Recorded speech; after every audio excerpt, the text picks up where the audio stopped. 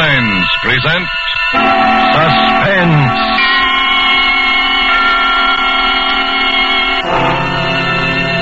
Roma Wines, made in California for enjoyment throughout the world. Salud. Your health, senor. Roma Wines toast the world. The wine for your table is Roma Wine, made in California for enjoyment throughout the world.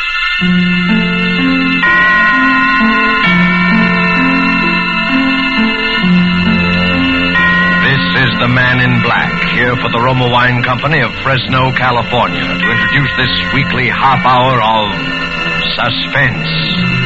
Tonight from Hollywood, Roma Wines bring you a star, Mr. Paul Muni. And so Lucille Fletcher's play for broadcasting called The Search for Henri Lefevre, and with the performance of Paul Muni, we again hope to keep you in suspense.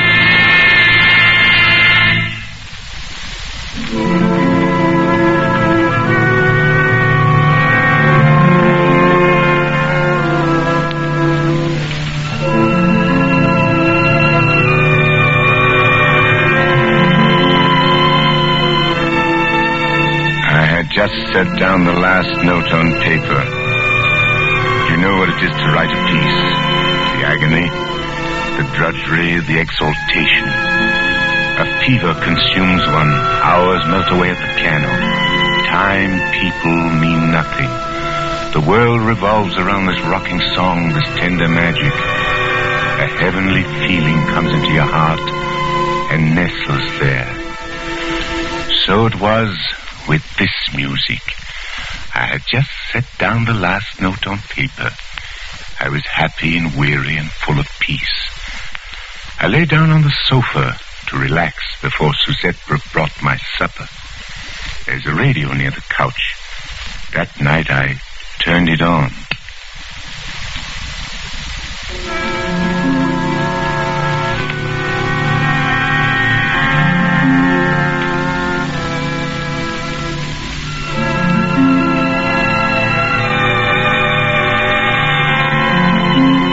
It is to feel horror, true horror, the animal thing.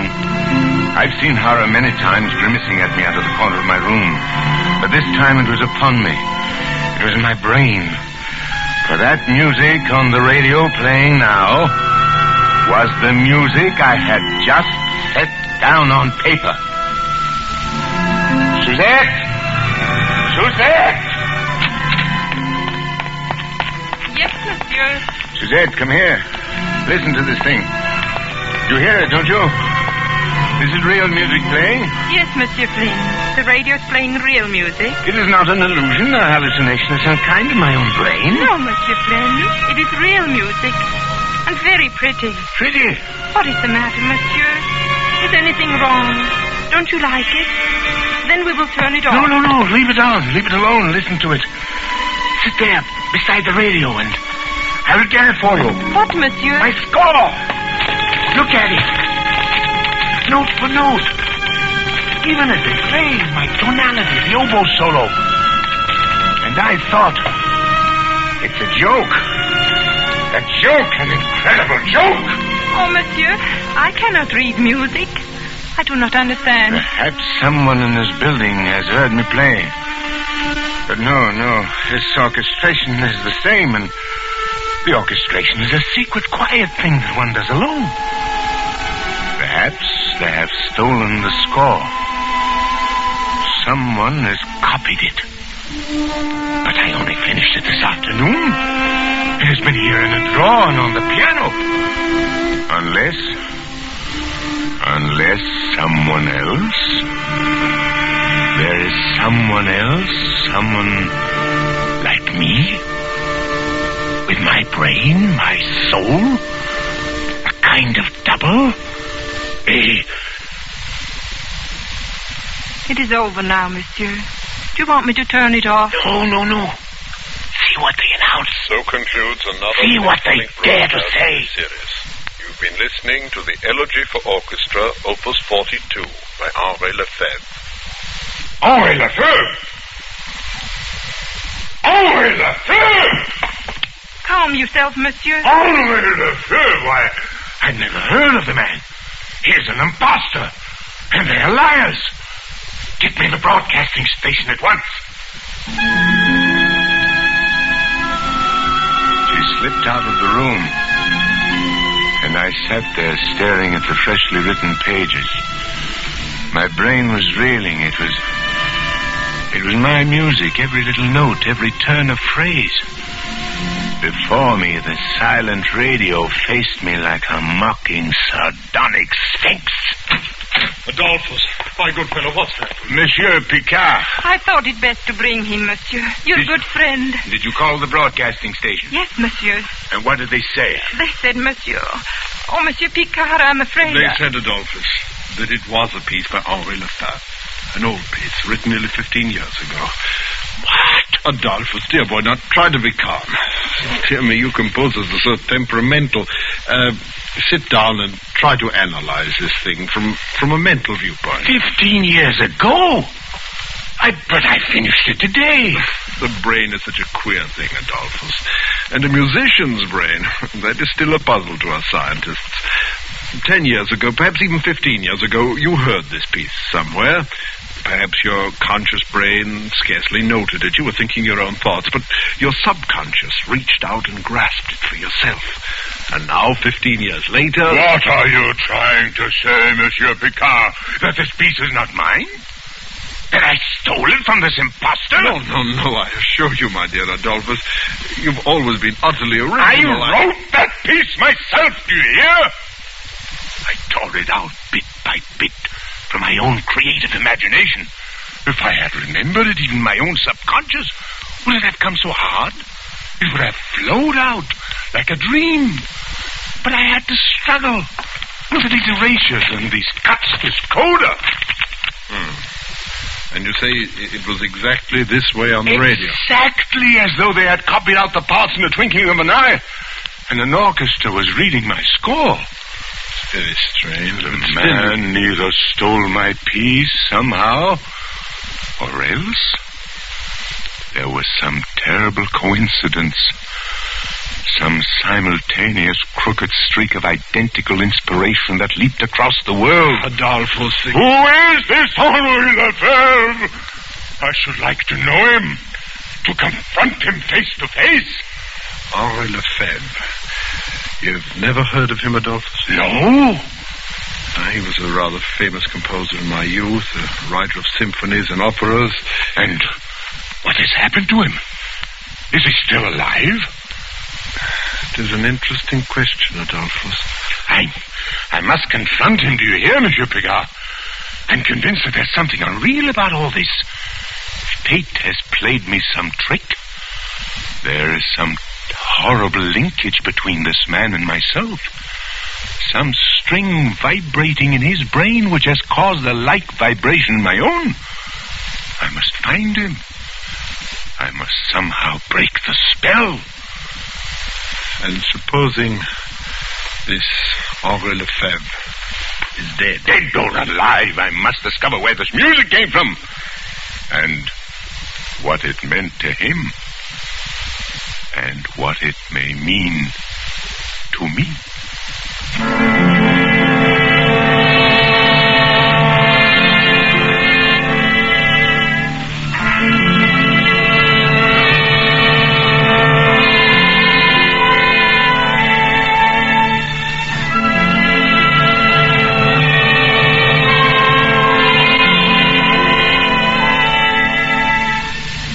Tonight, Roma Wines are bringing you as star Mr. Paul Muni, whom you've heard in the prologue to The Search for Henri Lefevre. Tonight's study in Suspense.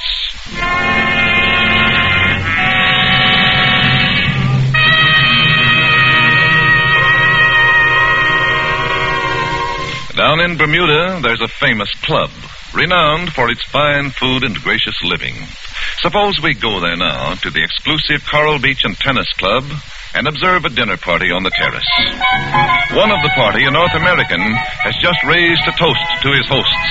As he lowers his glass, another is raised by his Bermudian friend who says, "It has been a pleasure, my friend," and in a way, payment on a pleasant obligation to your United States. For your California has given us this superb wine in which we drink these toasts. So delicate, so excellent in flavor and bouquet that we import it, your famous Roma wine. Yes, that is true. For in Roma wines, you will find the uniform qualities which make a wine truly magnificent. A delicacy so delightful, many foreign lands know Roma wines as an expensive special occasion treat. But for millions of Americans, Roma wines have long been a daily pleasure for greater enjoyment of meals, for delighting their guests. A pleasure which costs you only pennies a glass. For you do not pay high import duties nor expensive shipping charges to enjoy this delicacy, which brings you a combination of old-world winemaking skill plus Roma's modern testing and quality controls. No wonder, then, that Roma wines are America's largest selling wines. Ask for R-O-M-A, Roma wines, made in California for enjoyment throughout the world. And now it is with pleasure that we bring back to our soundstage our star, Paul Muni, in The Search for Henri Lefevre, a tale well calculated to keep you in suspense.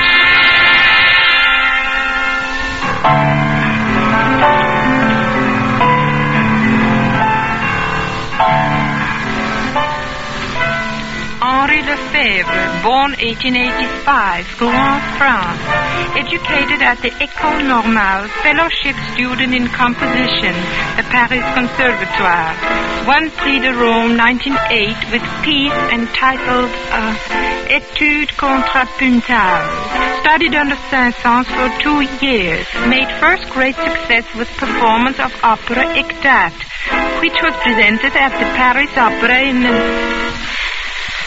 Do you want me to go on, monsieur? No. These dictionaries tell you nothing. They make everything smell of dust and corruption. Has the mail come in yet? No, monsieur. Only the package of music from the library. His music? Yes, monsieur. Then what are we waiting for? Give it to me. Henri Lefevre. Elegy. Opus 42. Incredible to think of all those years. Look, Susette, the paper is already turning yellow. The engraving is old-fashioned, and yet it's exactly... Adolphus. Yes? I have a letter from his publisher. He is still alive. Thank God. But there is some mystery about him. They would not give me his present address. What do you mean?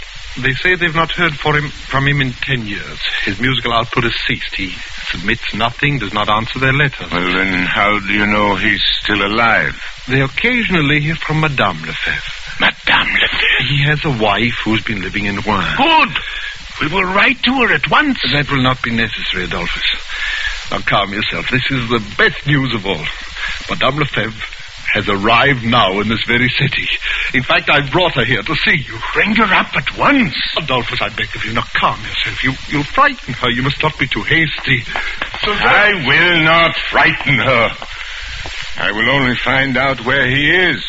Or perhaps even seeing her.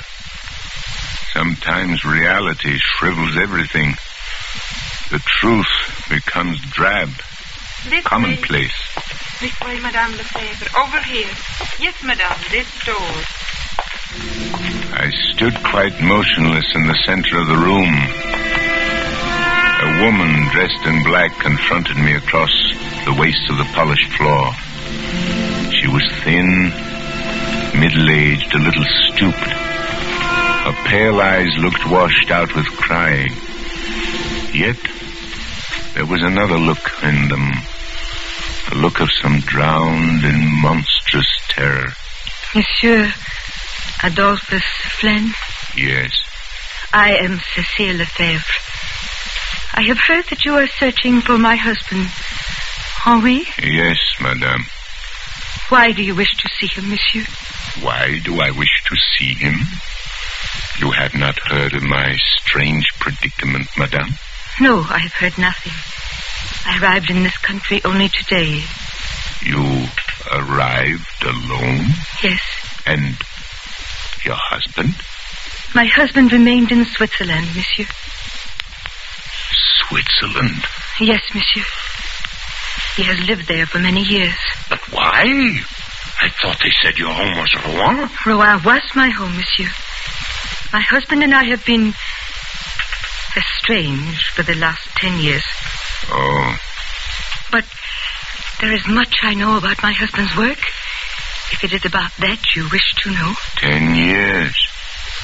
You have not seen him for 10 years? No, monsieur. Do you know his Opus 42, his Elegy for Orchestra? Yes, monsieur. When did he write it? About 15 years ago. Yes, I remember the piece well. I copied out the parts for him myself. Then you would know the music when you see it. Is this the piece, madame? Yes, monsieur. I wrote this music, madame, a month ago. Out of my own head. Impossible, monsieur. Impossible, but I tell you it is so. How could it be? This is my husband's piece. I remember the night he wrote it. Hot midsummer night. The windows were open. We could hear the bells of Rouen ringing the hours. He could not sleep. Our little daughter had been crying. Your little daughter? Does this distress you, monsieur? No. Please go on. He wanted to call the piece Pavin for Louise, after our little daughter. But I wouldn't let him. It was too sad, I said, and I made him call it just Elegy.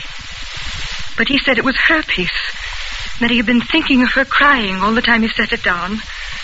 It was as though all the sadness that was in his love for her had gone into the melody. But I still don't understand. I wrote this music out of beauty, out of spring, sunshine, and happiness. He could never understand why it was so popular. He didn't want to publish it. He hid it away, saying it was like a premonition. It had come to him like some hideous omen from another world. And he was right, monsieur. How do you mean? Our little daughter, Louise. She died a little while later. Madame Lefevre? Yes, monsieur. I beg your pardon for crying. I do not want to see your husband or hear this music ever again. My search is ended. Do you believe in ghosts, madame? No, monsieur. I've been through too much to believe in poor, sad ghosts. But I do. I believe that neither your husband nor myself really wrote that piece. There is some further horror, some demon force at work in this music. It captured him, and it has captured me. Tell me, Madame Lefevre, did your husband write any music after he wrote this piece? Not much more, monsieur.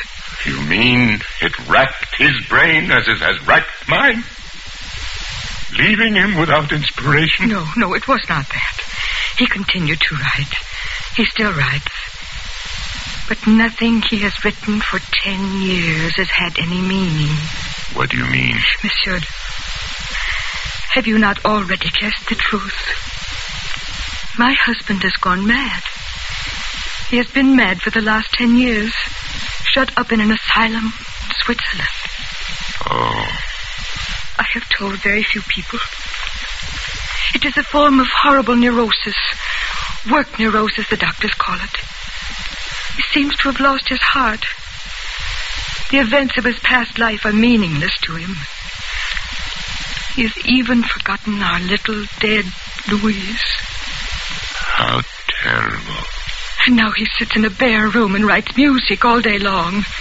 He's become a slave, a machine.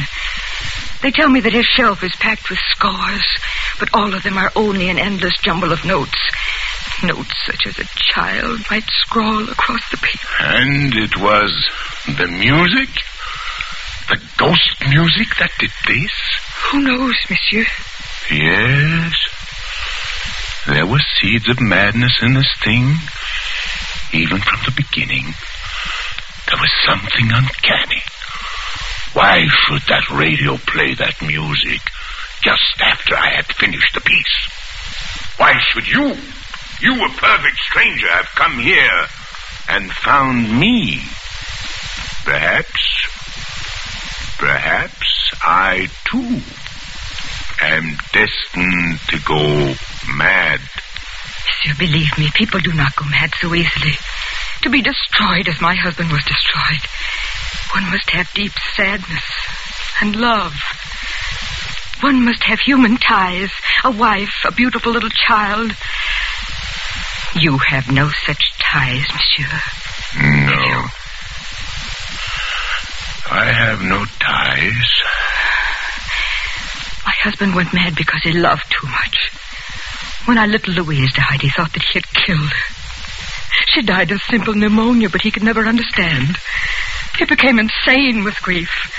He thought he was her murderer. Don't you see, monsieur? You who live here alone, whose life is so quiet. Madame Lefevre. I beg your pardon, monsieur. I have seen you before, Madame Lefevre. Hi, monsieur. I have met you somewhere. I have heard your story. You have come here before? No, monsieur. I have never come here before. Then why should your face seem so suddenly familiar? And your words? There's something uncanny about this thing, madame. For a moment, I thought I knew. Knew what, monsieur? I thought I knew you and your husband and Louise, and that I had lived. Monsieur! Perhaps it was only in one of my nightmares. But somehow... Try to remember, please. Remember... The little house in Rouen. The stone house. The tree in the garden. The coffee on Sunday afternoons. The Bechstein piano by the window. The bedroom with the calico curtain. The little carriage underneath the stairs. Louise doll carriage. Louise! What have they done to her? They have taken her away. And I have killed her. A little doll carriage waits at the bottom of the stairs, but she will never come back. Never come. No. She's been dead for 10 years. You must not think of her anymore. You're getting better. Dr. Picard says you are getting well. Dr. Picard? Your doctor, Henri. What are you talking about? I have no doctor. Don't you see, my darling? Your long search is over.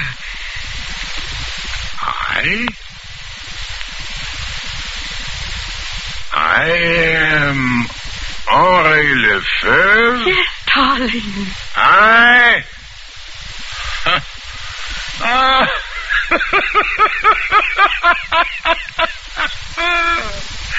am shriveled old man. I locked up in the walls of a lunatic asylum for 10 years, writing a jumble of notes like a little child. Then, who is Adolphus Flan? A name you made up, darling. A poor mad name. My symphonies are rubbish, you say? My adoring public are only shadows running across the walls? And these mountains beyond my window? These mountains? You are lying to me! Henri. I tell you, my name is Adolphus Flan. Look, Henri, this room, these bare white walls, these bars across the window, this door one cannot open from the inside. For 10 years, Henri, for 10 years I have waited for a glimmer to come, for some little memory like that music. For 10 years I have prayed for you every day. For 10 years? While I sat here? I do not believe it! Dr. Pickard! Henri, my dear fellow. You call me Henri, too? I cannot tell you how happy I am, Madame Lefevre. The experiment has worked beyond our fondest hopes. I've been listening to every word, and you've handled it exactly Monsieur right. Picard. Am I Henri Lefevre? Yes. I have been mad for 10 years.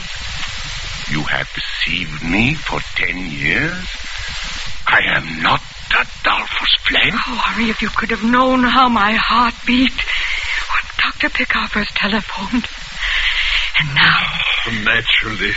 My poor fellow. It must be a terrible shock.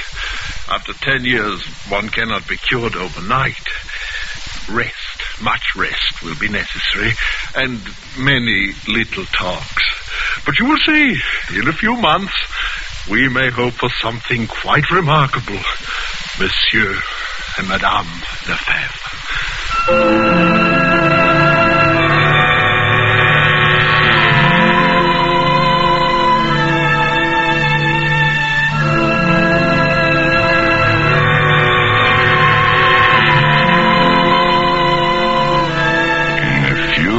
He said, in a few months I would be able to go back.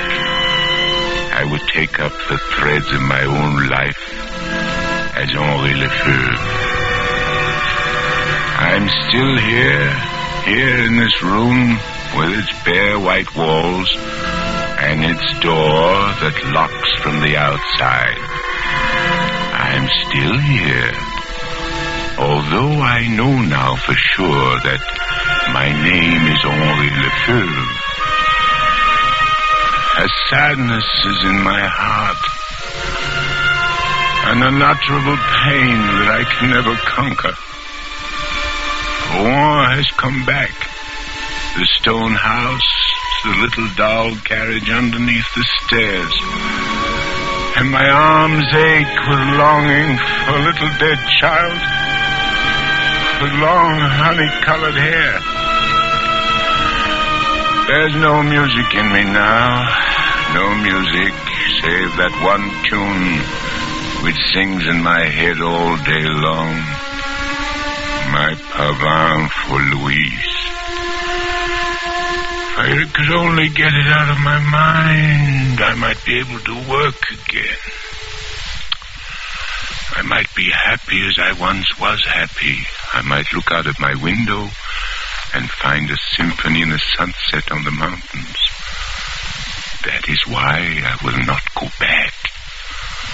I will not leave this room until I find him again. Until I find Adolphus Fleur.